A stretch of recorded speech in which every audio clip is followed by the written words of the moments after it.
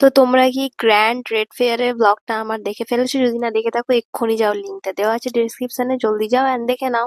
তো মেলাতে ঘুরে ঘুরে তো আমাদের খিদে পেয়ে গেল, সো আমরা এসেছিলাম এখানে কিছু স্ন্যাক্স আইটেম ট্রাই করতে।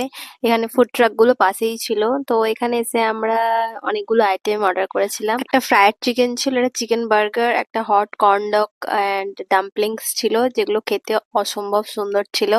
তো তারপর আমরা এখানে একটু মজ মস্তি করলাম। শীতকালে ঘুরতে কার না ভালো লাগে, আমার তো খুবই ভালো লাগে, কেননা গরম টরম লাগে না, বেশ আরামসে ঠান্ডা ঠান্ডা ওয়েদার। আর কলকাতাতে অলমোস্ট অনেকটাই ঠান্ডা পড়েছে, মানে খুব একটাও ঠান্ডা নেই এরকম বলবো না, ঠান্ডা পড়েছে। সো আমরা সোজা চলে গেলাম নিউ টাউনের এক্সিস মলে। অলমোস্ট তখন ঘড়িতে 8:30 বেজে গেছে। তো আমাদের কিছু শপিং করার ছিল, তো ওই জন্য আমরা ঢুকেছিলাম।